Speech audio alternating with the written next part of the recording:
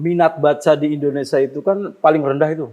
Ya. Nomor 2 atau berapa? Ya, Kalau analoginya begini, kalau misalnya ada tukang beras harga jualnya tinggi, Ya. maka orang akan jualan beras gitu. ya. Minat baca di Indonesia itu rendah. Kenapa Anda jualan buku itu? Karena saya percaya. Kenapa rendah? Karena penulisnya jelek. Yang bikin kamus di Krapia itu loh. Warsun. Itu kan Kamus Al-Munawir. kalau nggak salah kan pernah ngomong kayak gini. Ketika kamu nulis, jangan mikir pasar. Buatlah tulisan yang Sebagus mungkin. bagus mungkin ketika lagi nulis. Lagi nulis, tapi ketika sudah terbit, lupakan yang tadi. Oh. Jual segila-gilanya. Oh.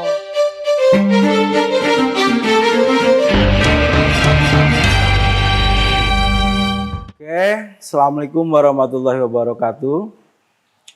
Kita ketemu dengan bintang tamu kita di Marginal Power kali ini, yaitu Mas Ali Antoni. Mas Ali Antoni ini seorang penulis buku, seorang sastrawan, seringkali juga menulis artikel, esai di beberapa, punya majalah sendiri ya Mas ya? Iya. Terus kemudian penerbit juga, nama penerbitnya adalah Dolop. Keep the Fire Publishing. The Fire, Keep the Fire Keep the Fire Publishing. Iya. Oke. Beliau ini aktif juga di medsos, terutama Facebook ya. Kalau IG enggak Mas? IG juga rutin, aktif di beberapa media sosial. Kemudian sesuatu yang menarik dari beliau itu, dia sering ngomongkan terkait dengan persoalan-persoalan hari ini dan konteksnya. Misalnya ada beberapa quote yaitu yang ngomongin soal bahwa bijaksana itu tidak hadir di ruang hampa, tetapi bukan sesuatu yang mendadak. Iya Mas ya, tidak sesuatu yang mendadak dan harus diolah kemudian kita syukuri kalau tidak salah begitu, kurang lebih. Ini menjadi menarik karena beliau ini seringkali berbicara soal agama juga, tetapi dari sudut pandang yang berbeda.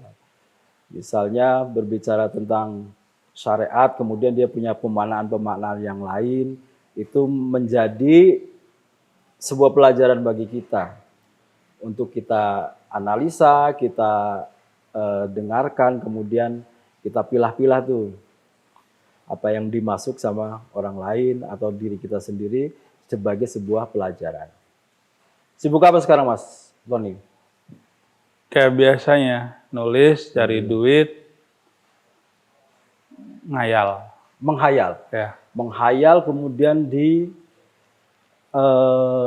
aktualkan menjadi uang ya? Iya, kalau orang umum nyebutnya berpikir ya. Tapi kalau saya lebih ke ngelamun dengan menghayal ya. Misalkan menghayal Tuhan ada depan kita, terus kita ngomong, kita curhat. Siapapun bisa Mita, kalau konsepnya Dolop, bisa Jokowi. Karena aku pernah nulis puisi itu judulnya Angkat Aku Jadi Pantatmu Wahai Presiden. Itu untuk SBY. Jadi aku membayangkan kursinya SBY itu lebih nikmat daripada nasib rakyat kayak gitu. Nah itu kan hadir dari hayalan-hayalan atau pikiran-pikiran yang selo itu ya. Karena tugas utama manusia itu kan di bumi sebenarnya kan ngayal ya.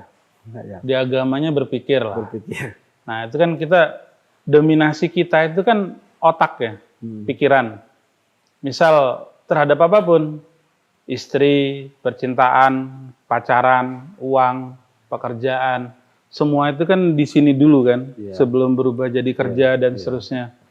Nah begitu juga dalam tubuh kita ini kan, misal rasa sakit ya, kan tetap ini dulu kan, menerima sensor sakit, baru kita tahu sakit. Senang, otak dulu, baru kita happy. Miskin, itu juga kerjaan otak kan. Sebenarnya miskin itu kan nggak ada kan. Miskin itu kan muncul ketika pikiran kita menganggap kita kurang. Kurang sarana prasarana, kurang uang dan seterusnya. Tapi ketika misalkan kita berak nih apa tidur, status manusia kan sama aja kan. Miskin kaya itu kan ketika kita bisa mengkonsumsi lebih, Iya. Nah, itu baru kita sebut kaya. Ketika kita cuma rasa ingin, kita nyebut kita miskin. Iya. Itu semua kan Soal pikiran kan. pikiran. Soal pikiran. Nah, tugas utama manusia itu sebenarnya cuma di pikiran. Cuma suruh tidak aku ciptakan jin dan manusia kecuali untuk mikir, untuk ngayal, kan kayak gitu sebenarnya. Pikiran dan hayalan sama? Ya kalau bagiku sih sama aja. Cuman kan kalau hayalan ini kan unfaedah biasanya ya. Unfaedah, tidak produktif. Umumnya kan dipahami kayak gitu. Tapi kalau saya memahaminya ya nggak ada beda lah. Berpikirnya saya itu saya sebut hayalan. Mungkin orang lain menyebutnya sedang berpikir, sedang merenung, sedang kontemplasi. Itu kan cuma masalah merek-merek aja. Saya pribadi nganggapnya ya yang ngelamun, ngayal. Ya gitu aja. Mas, kalau ini minat baca di Indonesia itu kan paling rendah itu. Nomor 2 atau berapa? Ya. Kalau analoginya begini, kalau misalnya ada tukang beras harga jualnya tinggi, maka orang akan jualan beras gitu. Minat baca di Indonesia itu rendah. Kenapa Anda jualan buku itu? Karena saya percaya. Kenapa rendah? Karena penulisnya jelek. Oh gitu? Iya, itu kan teori konsumsi. Anda ngasih barang jelek, siapa yang mau baca? Kan kayak gitu. Tapi angkanya kan tetap rendah. Itu kan urusan statistik ya. Bukan urusan pribadi itu loh. Saya mikirnya ya sama seperti orang jualan, yang penting dagangan saya laku keras, peduli statistik bilang apa kan bodo amat. Yang penting kan gimana caranya kegelisahan saya tertuangkan, ideologi saya tersampaikan, pasar saya menerima, uang dapat, kan harus holistik tuh, harus general. Nggak bisa kita ngomong idealis tapi nggak punya uang, idealis tapi kelaparan itu kan udah. Kalau lapar aja mungkin tidak masalah, tapi kalau sudah meminta-minta itu kan. Iya kan lucu kan, kita hidup idealis tapi ngemis. Nah, kan itu kan nggak banget lah. Kita hidup di era milenial di mana seniman itu harus keren. Penulis itu bukan lagi era Hairil Anwar kan kayak gitu itu loh. Harus punya duit, harus bisa ngopi di Starbucks misalkan. Itu kan jangan jadi problem tuh. Nah, saya membangun itu. Jangan sampai uang itu jadi problem. Jadi idealis tetap jalan, uang dapat. Jadi ya bisa, itu yang saya sebut idealis kan, ideal gitu lah. Idealnya manusia hidup tuh begitu. Iya kayak gitu, konsumsi lancar gitu kan, kontemplasi juga lancar, itu kan kanan kiri seimbang tuh. Jadi nggak ada alasan kita ngelawan karena nggak ada uang, terus cari perhatian demi kepentingan, kan nggak kayak gitu. Jadi kerja menulis atau kerja kesenian itu kan sebenarnya kerja ideologi. Seniman, penulis dan apapun namanya ya, bisa sastrawan, bisa penyair, bisa teater. Itu kan sebenarnya ya, yang saya pahami itu kan mereka punya ideologi dan ideologinya itu mereka pasarkan agar si penikmat atau pengonsumsinya itu bisa masuk kandang. Satu barisan, satu gerbong. Sebenarnya kan itu. Kalau dulu kan ada lekra dengan mani kebu dan mereka berantem rebutan perhatian masyarakat kan dalam rangka ideologi itu. Nah kemudian kan menjadi kegeser saat ini menjadi industri, menjadi uang. Umumnya ya, kita ngomong skala umum. Nah, saya mengandaikan kalau saya masuk ke arus besar, saya akan jadi korban industri. Dan akan jadi robot? Tidak? Itu tergantung posisi kita, bargaining position kan. Kalau kita punya titik tinggi, nilai tawar yang tinggi, misalkan MH atau Gunawan Muhammad atau Pram, mereka punya kekuasaan agak lebar kan. Tapi kan ketika di awal kita masuk kan tetap harus robotnya mereka, harus maunya mereka. Misalkan ketika Gramedia butuh pesaingnya Laskar Pelangi, itu kan dia menciptakan saingan yang memang dibuat terus lahir 5 menara itu, Aku Adi itu. Itu dibuat memang untuk ngambil pasarnya si Andrea. Itu pasar industri cara mainnya seperti itu. Atau Habibur Rahman itu kan melahirkan CS kecil dan seterusnya karena waktu itu yang lagi ngangkat Ayat Cinta dan seterusnya. Nah, saya nggak mau masuk di di gerbong itu. Dari awal ada kesadaran ideologi nggak dapat, uang pasti dikit, iya kan? Karena kan kita berhadapan dengan raksasa-raksasa industri itu. Mau nggak mau kita harus napak dari bawah. Lah kalau sama-sama napak dari nol, dari bawah, kenapa saya nggak bikin perdikan sendiri? Kerajaan kecil. Kerajaan kecil sendiri di mana perdikan itu kan berdaulat, tidak bisa diintervensi dari raja, dari yang kekuasaan mayor itu. Konsep perdikan itu ada satu wilayah kecil di mana mereka memiliki kebebasan untuk mengatur wilayahnya. Dan pusat tidak berani ikut campur karena bisa jadi perdikan itu adalah rivalnya atau pesaingnya. Misalkan Senopati dengan Ki Ageng Mangir. Nah itu kan Senopati nggak berani tuh ngelawan Mangir. Akhirnya Mangir punya perdikan sendiri yang tidak bisa dikontrol oleh Senopati. Nah saya belajarnya dari situ, dari konsep kerajaan Mataram ya, dan terus ke sini. Jadi ada istilah perdikan-perdikan itu yang saya anggap untuk konteks saat ini ya berarti indie. Itu kayak gitu. Kita main di wilayah di mana kita punya kekuasaan tanda kutip ya.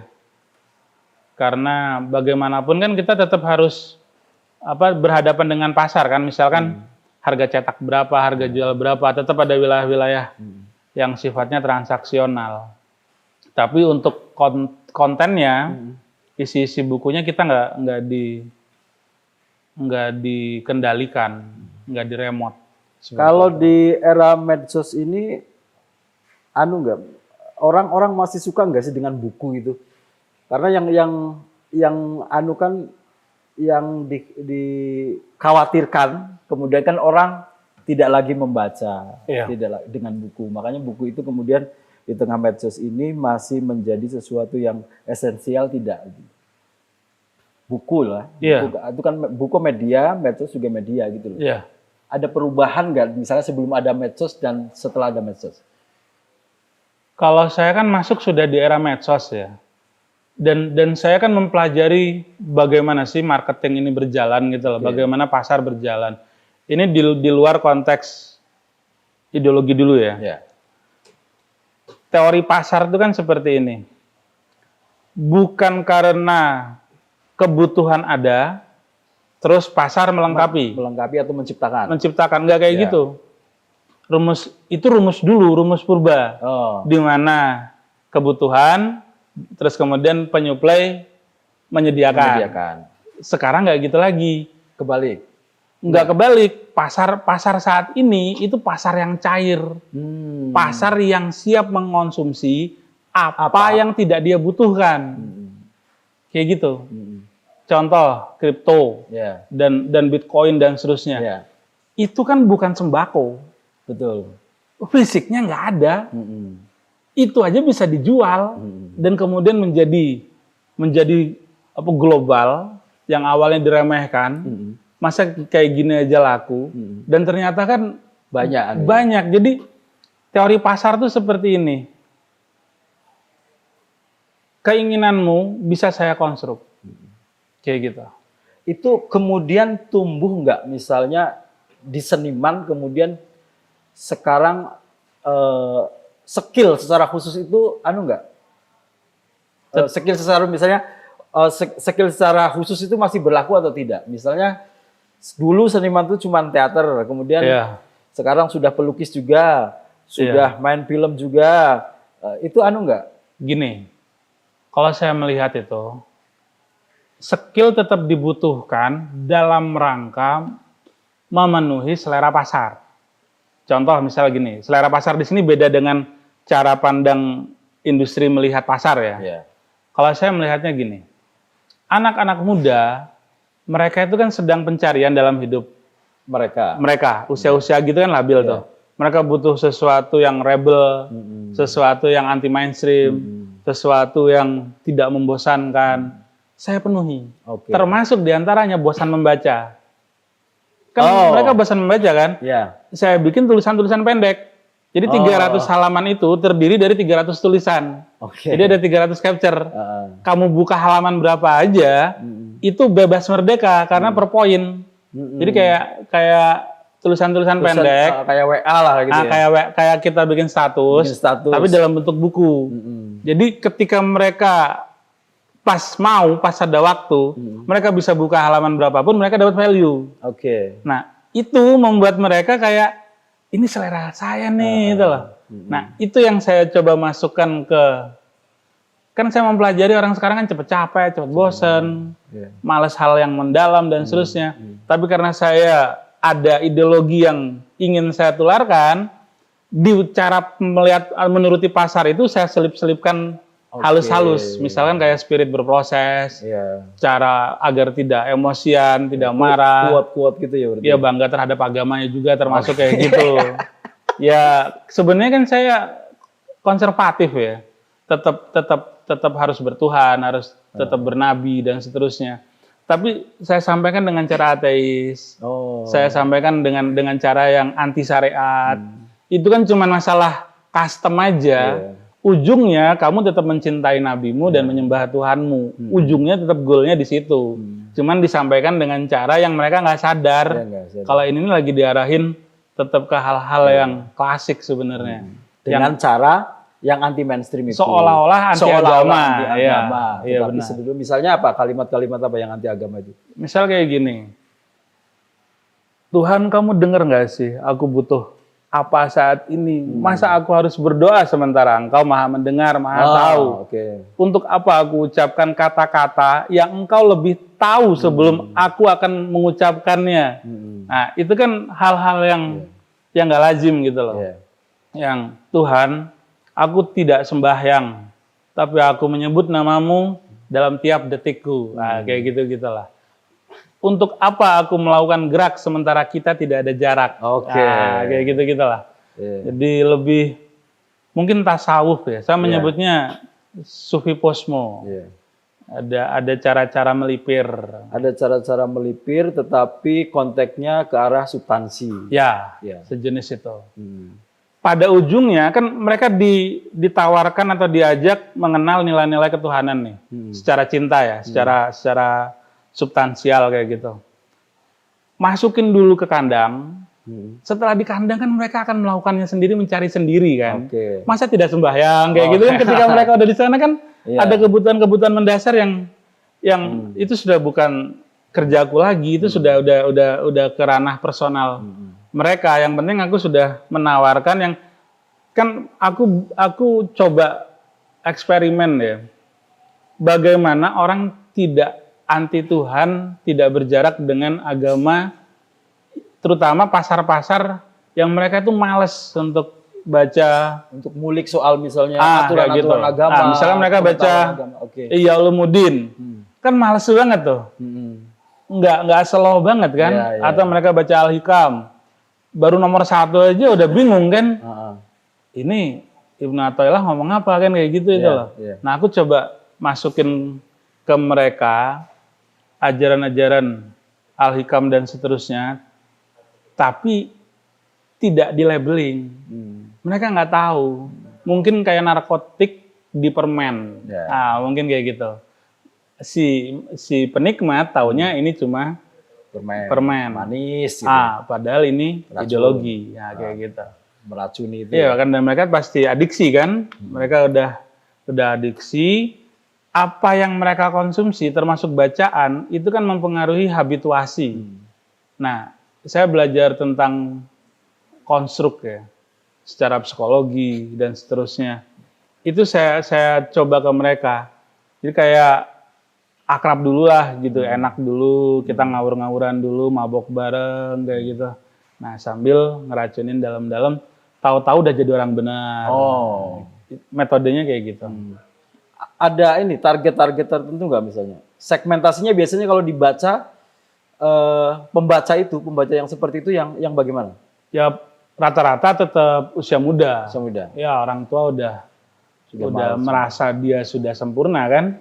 Mereka sudah tidak umumnya ya, tidak lagi dalam tahap pencarian, tapi sudah di fase kemapanan. Tetap anak muda. Tetap anak muda ya? Iya. Tetap di usia-usia 20 sampai menjelang 40. Seperti itu. Kalau ini Bang, politik hari ini gimana Bang, politik? Politik Ini hari 2024 nih. Politik hari ini sama aja menurut saya, tetap basicnya market, pasar. Iya, Anies di pasar yang seolah-olah, saya menyebutnya seolah-olah ya, karena pasar ini kan lembek ya.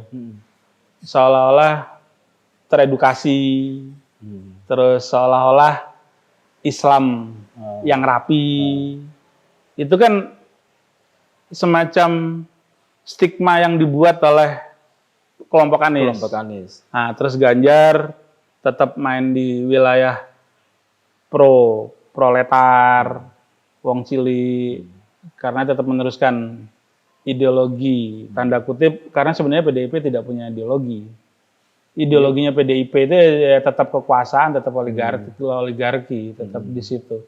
Secara personal, sebenarnya saya berpolitik. Maksudnya saya tetap mempengaruhi pembaca saya untuk melawan kekuasaan. Tapi saya nggak punya pilihan. Saya belum pernah menggunakan hak suara saya untuk memilih satu pasangan capres. Sampai detik ini masih belum nggak ada. Masih putih. Saya nyebutnya nggak putih bukan karena Prabowo. Kemarin ke IKN itu. IKN itu kan bukan Prabowo ya, itu cari duit. Oh, cari duit ya? Iya, cari uang aja. Itu. Bukan karena memilih Prabowo terus ada proyek IKN gitu. Di IKN pun pecah, orang Anies banyak, orang Ganjar banyak, orang Prabowo paling banyak. Karena ada Gibran kan. Tapi nggak tahu ini disensor ya bagian ini kayaknya ya. Saya nggak tahu ini karena politik kan. Ya nggak apa-apa tuh asal ada tuh. Ada pertanggungjawabannya nanti kalau digelandang ke polisi, pokoknya saya cuma nengok aja. Ya aman lah. Ya aman lah. Iya. Karena saya tidak berpolitik. Jadi gini, setahu saya yang ditangkepin itu yang bermain politik. Maksudnya bermain politik di sini. Kita kan jadi rakyat. Kita kan nggak merapat ke satu pihak pun kan. Yang di blok biasanya yang mendukung satu atau dua paslon. Atau biasanya orang yang punya masa banyak gitu sehingga salah satu paslonnya kemudian terancam. Sampai kan masanya di Facebook cuma 3.000 ya? 11.000. Oh, 11.000. Tapi lumayan lah berpengaruh itu, ke 11.000 itu udah 0, berapa persen sendiri gitu. Iya, tapi ya namanya ruang indie itu kan hanya sekedar ruang alternatif ya. Kayak sekedar dia bukan basis massa yang besar. Gampangannya gini, basis massa yang besar itu sholat jamaah Idul Fitri di Istiqlal. Nah, itu basis massa yang besar. Kalau gerakan indie itu cuma seperti mamak senam. Nah, itu hanya ruang kecil di mana menggunakan halaman kecil di depan rumah atau di LKMD atau apapun. Ya sama-sama gerak dengan yang di Istiqlal. Cuman kan yang satu konsepnya hal-hal yang mainstream, hal-hal yang baku. Yang satu asololean, mungkin seperti itulah. Jadi secara massa jelas nggak ngaruh. Nggak ngaruh. Ya ini perlindungan awal ya. Perlindungan awalnya begitulah. Iya, maksudnya hak jawab awal bahwa kita ada ini aku pernah dengar ada program sampai itu jual buku tuh murah, 5.000 apa 10.000 itu kemudian ada bonusnya apa PDF ya? Ada PDF, ada drawing. Sering saya memasukkan artwork sebagai bonus. Karena kan saya pelukis juga. Saya juga yang drawing on paper itu ya? Drawing on paper dengan sempat acrylic on canvas. Jadi beli buku include bonus lukisan ukuran 30 cm persegi. Ya lumayan lah. Itu karena kan basic saya kan secara edukasi kan seni rupa. Dan sebenarnya saya lebih suka menggambar. Sebenarnya ya. Atau basicnya mungkin menggambar. Nah, basicnya menggambar dan secara pekerjaan juga lebih suka menggambar. Dalam menggambar itu saya tidak membutuhkan mood, waktu, hal-hal yang meribetkan. Kalau nulis kan tetap kadang butuh waktu suasana. Kalau suasana enggak? Enggak, sudah Saya bukan penulis yang rewel. Dalam kondisi apapun suasana ya maksudnya ya, kecuali mood. Kalau mood saya masih ada pengaruh. Misal nih, hari ini belum ngetek, gitu kan. Nah, itu nulis susah itu. Harus diberesin dulu. Harus ngikut dulu kalau nulis itu. Ya entah apa pokoknya beres dulu. Kan ada pilihan karena saya punya istri kan. Oh. Ya tetap harus beres lah, urusan seks harus beres, urusan doang harus beres. Baru nulis bisa. Oh. Kalau gambar enggak. Kalau gambar bisa lebih spontan. Lebih spontan dan gambar itu bad mood itu kadang malah jadi kayak justru itu jadi keluar, pemicunya. Iya, jadi pemicunya. Benar, jadi katalisnya. Jadi mood yang buruk itu baik untuk melukis. Tapi tidak untuk menulis. Karena lukisan-lukisannya Abang itu kan juga ya, sederhana ya. Ya, coret-coret, kemudian nanti di tengahnya dikasih quote. Ya kayak gitu. Utamakan keselamatan. Ya. Semacam itu lah, gambarnya kayak tulisan bak truk lah. Tulisan bak truk tapi versi. Dan itu ada yang beli dan banyak. Di Shopee juga ada ya? Ya, kalau yang di Shopee itu liar. Oh. Itu nggak tahu itu mereka liar, bukan saya. Mereka print ulang atau gimana saya nggak paham. Tapi kalau penjualan dari saya tetap status WhatsApp. Di WA itu kan ada sekitar 4.000 kawan. Nah, dalam satu postingan status WA itu kan bisa sampai 4.000 yang melihat. Itu udah pasar. Jadi saya tidak perlu, kalau dulu awal-awal saya jualannya di postingan FB. Kalau sekarang enggak, di FB cuman status sudah sold out dan seterusnya. Tapi ya masih murah lah. 100 ribuan untuk ukuran setengah meter ke bawah. Itu program bagi-bagi buku murah itu memang jadi program bulanan atau tahunan atau memang kalau lagi untung banyak aja gitu? Semuanya. Dalam bulanan ada, lagi untung banyak ada, pas donatur lagi cair ada. Terus di posting di Facebook ya, saya jual nih buku murah nih. Gitu. Atau saya kirim kemana? Biasanya gitu, ya. Kalau yang ini saya pernah lihat postingannya juga itu soal ini saya buku saya lagi laris. Saya mau nyumbang anak yatim 2 juta itu. Iya betul. Sok-sokan dermawan gitu. Itu bagian dari promo. Oh, itu menjadi penting ya, bukan munafik gitu ya? Iya, itu bagian dari pamer. Oh, bagian dari pamer. Tapi kan ria. Ada efeknya ke penjualan bahwa kamu sedang belanja di tempat yang benar. Message-nya kan itu. Yang mau disampaikan ke konsumen kan keluar uangmu nih berfaedah bagi masyarakat. Berkah gitu loh. Berkah bagi orang lain juga. Bagi orang lain bahwa saya kan orangnya kebetulan nggak konsumtif ya. Saya membranding diri kan kayak zuhud, sosokan zuhud. Sosokan zuhud. Aslinya, tapi zuhud benar nanti jangan-jangan. Enggak lah, kan bahasa tasawuf tetap harus tawadu. Harus tawadu kan meskipun itu pura-pura. Jadi tetapi tetap saya pakai bahwa dalam hal apapun, prinsip saya kan pamer itu kan di dalam diri ya. Iya. Rasa bangga, rasa mulia. Nah itu kebetulan saya kayak nggak punya. Rasa itu saya udah habis semenjak cita-cita saya gagal. Sudah mati rasa itu ya? Ya artinya mati rasa ketika aku meskipun sedang pamer, rasaku sedang tidak pamer gitu loh. Iya kan. Pamer di sini kan bagian dari dakwah, kebaikan kan harus disiarkan. Ya, betul. Bahasa membosankannya kan kayak gitu. Bahasa membosankan. Iya. Tapi bahasa aslinya itu tadi bahwa menggait pasar ya kalau dulu kan gini, 10% akan disumbangkan bla bla bla. Ya. Itu kan bahasa yang sekarang orang nyaris nggak percaya. Tenane. Iya kan? Jangan-jangan. Nah, saya tidak mencantumkan 10% akan saya sumbangkan bahkan mungkin lebih. Tapi dengan cara ini jadinya setiap Jumat kan saya ada gerakan makan gratis tuh. Oh, bikin sendiri? Yang 2 juta itu kan makan gratis. Itu setiap Jumat minggu pertama. Luar biasa. Nah itu kan dan di 4 kabupaten berbeda lah itu. Ada Tuban, Gresik, Cilacap, dengan satunya lagi Brebes apa ya. Ada 4 yang sudah agak rutin itu loh. Mereka kantong-kantong sedekah gitu terus sampean? Bukan, mak tukang masak yang kenal di grup developers. Jadi memanfaatkan mak itu yang mereka sebenarnya butuh duit, mereka mau minta malu, dan saya kan agak peka nih.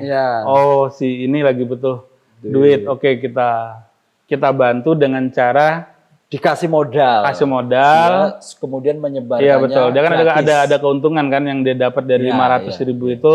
Dan saya nggak ngatur mereka mau membuat berapa porsi.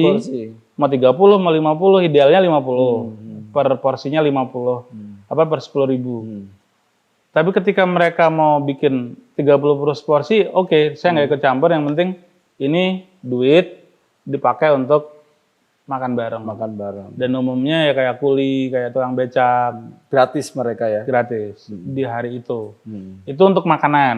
Kalau untuk buku, ada juga. Kebanyakan yang saya, karena sebenarnya kan saya itu kan Islam kaku loh sebenarnya.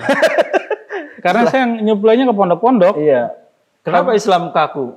Masih kurang dipijet tuh, Bi? Iya, ya itu kan hal-hal yang agak identitas yang vulgar ya. Iya. Cuma kalau itu ditunjukkan kan orang jadi kayak bosen ya, kayak lagi-lagi berjarak, malas dan seterusnya. Ya itu politik aja sih sebenarnya. Mending kayak gitu dijelasin sekali, ini politik aja sebetulnya biar buku gua tambah laris gitu kan. Iya, kayak gitu. Iya, kalau siapa ya yang bikin kamus di Krapia itu loh? Mbah Warsun. Itu kan Kamus Al-Munawir. Kalau nggak salah kan pernah ngomong kayak gini.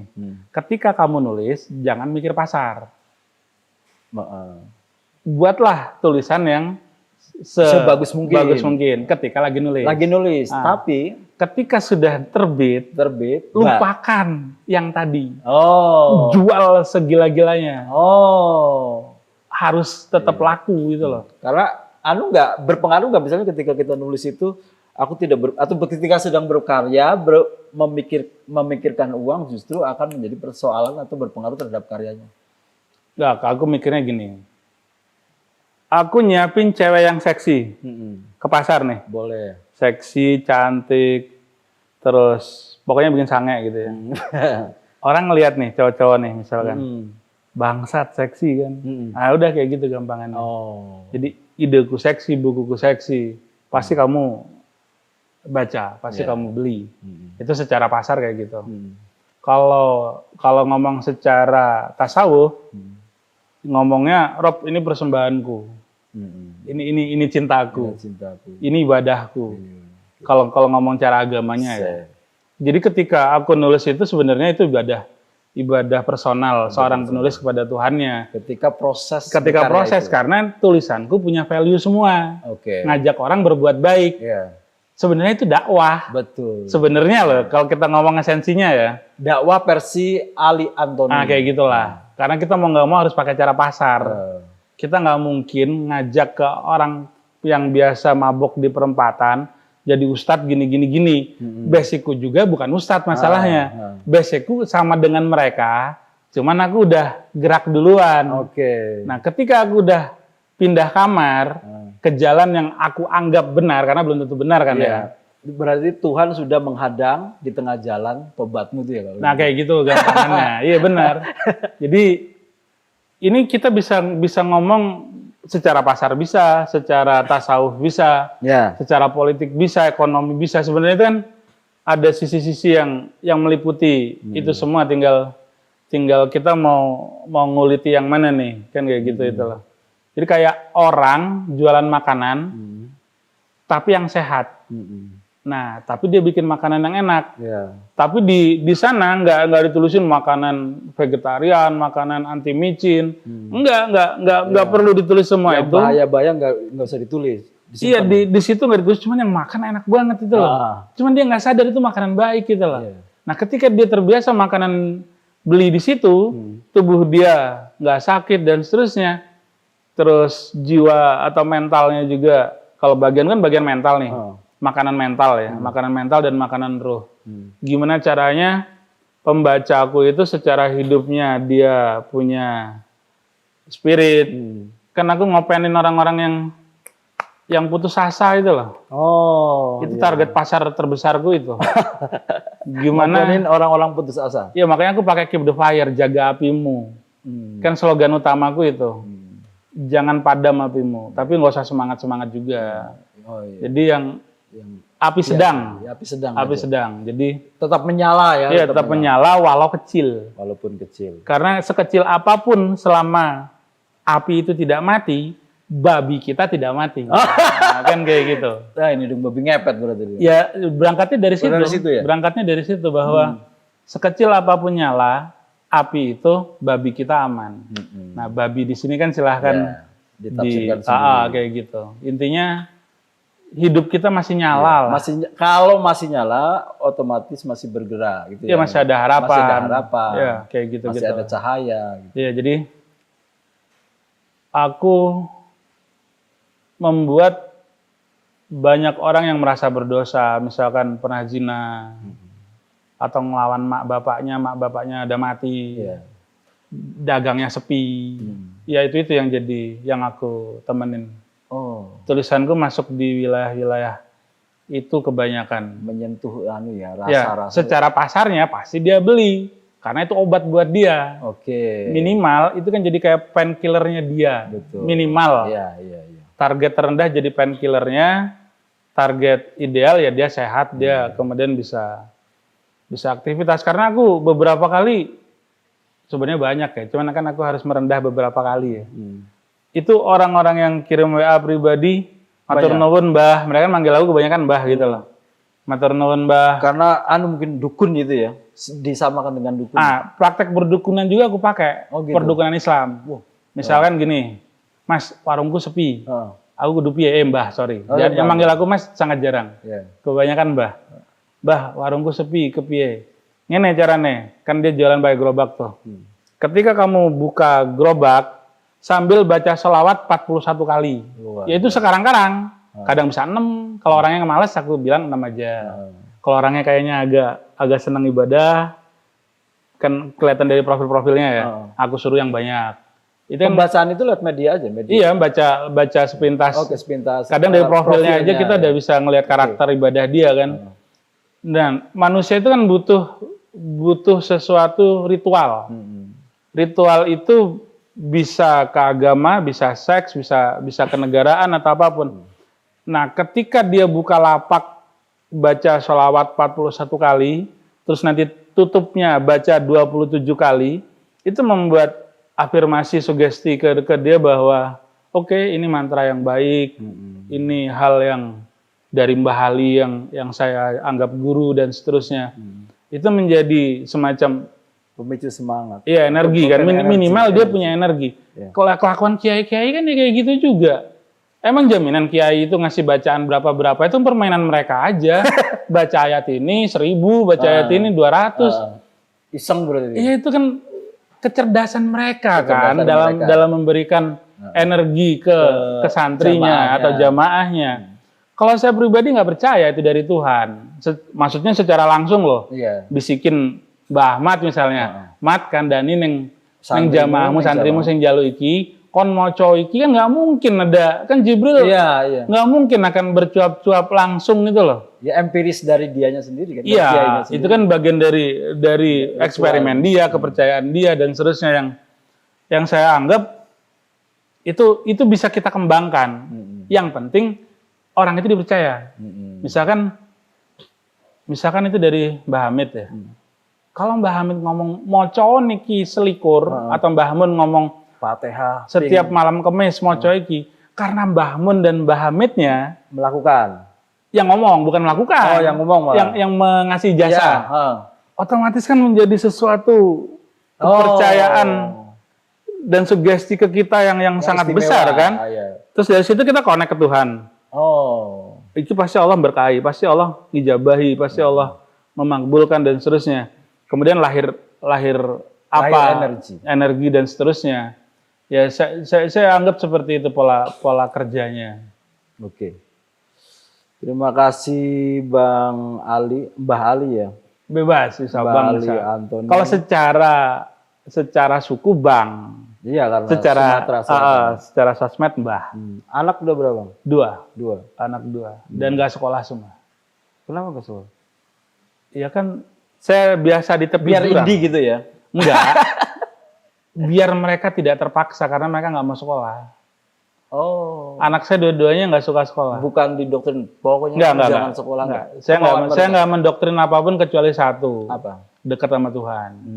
Itu satu-satunya doktrin yang sebenarnya bukan doktrin sih, cinta ya, bahasa cinta itulah. Kalau orang lihatnya mungkin doktrin, tapi kan tidak doktrinasi kan, polanya. Iya. Tetap lewat dialog, tetap lewat diskusi, dan seterusnya. Dan mereka malas sekolah tapi mereka tetap butuh SD, karena saya membolehkan mereka tidak sekolah setelah lepas dari SD. Terus jadi tidak sekolah di rumah terus atau apa, mondok gitu misalnya? Enggak, rumah. Di rumah aja? Rumah HP-an. HP-an standar, lihat TikTok, nge-game, nggak ada hal-hal yang... Tapi baca bukunya terus gitu ya? Enggak juga? Baca bukunya terserah mereka. Tapi karena, mungkin ini ya. Itu karena abang tidak percaya sama kurikulum atau gimana? Ya jelas. Pendidikan Indonesia? Iya jelas. Kan saya pernah jadi guru 9 tahun. 9 tahun, dan itu di 3 sekolah yang besar, SMK 4, STM 2, Jetis, dengan Piri Mandala. Nah itu kan siswanya banyak semua ya, kelasnya sampai 17-20. Di Jetis itu 20 kelas. 20 kelas. Jadi 1, 2, 3 itu 60. 60 kelas dan banyak ya. Banyak. Jadi maksudnya saya sudah berada di sekolah yang besar. Saya mengajar lebih dari 24 jam, ngalang-ngalain sertifikasi. Dan 9 tahun, bukan pengalaman yang sebentar, dan saya merasa makin kesini sekolah makin nggak dibutuhkan, kecuali untuk nutupin rasa malu, rasa cemas, takut tidak punya pekerjaan, rasa minder karena teman-temannya sekolah, hal-hal yang nggak substansial dari sekolahan itu sendiri. Dan kalau masalah nggak punya pekerjaan itu naif untuk kita bahas saat ini. Kalau dulu mungkin orang harus sekolah ya biar dapat pekerjaan. Kalau sekarang enggak. Yang penting kamu punya skill. Misal ada production house nih. Dia butuh editor. Kalau skill dia macan, maut, kan pasti diterima. Jadi editor atau desainer logo misalkan. Itu nggak ada tulisan minimal ijazah gitu. Yang penting kan logomu bagus, atau desain. Ada banyak pilihan kerjaan yang tidak membutuhkan ijazah, kecuali mungkin PNS ya. Kan anak-anakku tidak suka pekerjaan yang formal seperti itu. Jadi ya untuk apa sekolah? Itu hal yang, kecuali untuk gaji guru PNS-nya ya. Nilai apa? Nilai edukasi nggak ada. Itu bisa diwakili Google, bisa diwakili pilihan-pilihan macam-macam, buku-buku di luar lebih bagus. Dan anak-anak saya juga nggak goblok-goblok amat itu lah. Tapi hari ini memang skill yang skill. Dan skill. Tapi kan itu butuh juga bang. Misalnya butuh keyakinan yang kuat juga loh, ketika secara konvensional orang-orang itu cemas dengan sekolahnya, dengan anaknya yang tidak sekolah, yang malas tidak sekolah, dan lain sebagainya gitu. Ketika memilih untuk tidak sekolah itu kan musuh terbesar kita kan stigma. Yang dilawan bukan kurikulum sekolah atau tidak sekolah, tapi pandangan masyarakat. Ya saya tinggal ngomong ke mereka, anak-anak saya ikut homeschooling semua, mereka udah bisa nerima. Jawaban singkat itu udah selesai. Karena kan tetap ikut paket B, paket C. Tetap ikut paket, tetap mereka tidak sekolah, cuman demi membereskan kekhawatiran mertua, kekhawatiran istri, ya tetap saya ikutin kejar paket. Jadi karena kan, nah ini hal yang agak perlu saya sampaikan. Saya tetap menganggap kuliah itu penting. Kenapa mereka kejar paket? Biar mereka bisa kuliah. Penting kuliah itu biar untuk percaya diri aja ketika kita kayak gini, bahwa saya pernah kuliah. Bukan pendidikannya bukan, cuma sekedar dia nggak inferior, dia nggak merasa tidak rendah diri. Gitu, betul. Kenapa saya kuliah? Kenapa saya menganggap kuliah itu penting? Misalnya ada kalimat begitu, supaya saya tahu bahwa kuliah itu tidak penting. Gitu. Itu Canen ngomong kayak gitu. Begitu. Iya. Kalau saya mikirnya bukan gitu. Kuliah untuk sosokan. Gitu. Iyalah. Gaya hidup tetap cuma sekedar pengimbang pergaulan aja. Kan anak bisa minder karena dia cuma sekedar lulusan SD misalkan.